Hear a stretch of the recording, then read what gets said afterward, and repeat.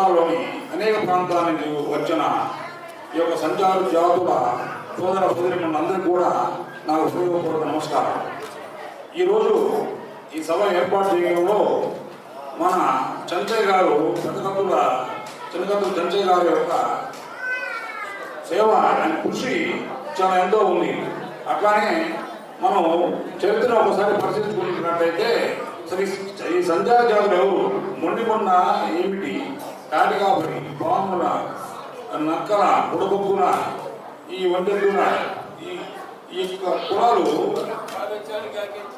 కులాలు ఏమిటి, ఏ పరిస్థితుల్లో ఉన్నాయి, ఇప్పుడు ఎట్లా ఉన్నాయి మనం పరిశీలించుకుంటే ఒకసారి మనకి స్వతంత్రం రాకముందు బ్రిటిష్ పాలకుల పరిపాలన ఉండగా సామాజిక రాజకీయ ఆర్థిక పరిస్థితులను బట్టి కులాలుగా బీసీలుగా మనం ఎస్సీ ఎస్టీలుగా ఒక లిస్టు తయారు చేశారు.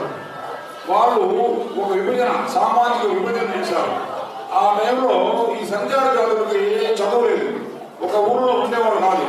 వీళ్ళు అధికారులకు చెప్పి అయ్యా మా ఆర్థిక పరిస్థితి మమ్మల్ని విధంగా పెట్టండి కానీ అని చెప్పే పరిస్థితి కూడా ఆ రోజుల్లో వాళ్ళకి లేదు.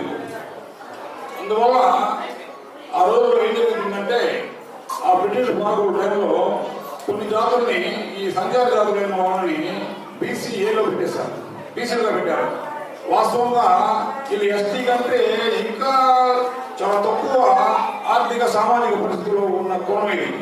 తర్వాత అనేక పోరాటాలు చేయడం వల్ల అత్యంత మోస్ట్ డిఫరెంట్ క్లాస్ అని చెప్పి అత్యంత ఎంపీటీ, అత్యంత వెనుకబడిన కులాల, మోస్ట్ బ్యాక్వర్డ్ క్లాస్ అని చెప్పి అంటే దాని చట్టబద్ధత లేదు, రాజ్యాంగబద్ధత లేదు. ఒక మోస్ట్ బ్యాక్వర్డ్ క్లాసెస్ అన్నారే కానీ సపరేట్గా దానికి చట్టబద్ధత లేదు.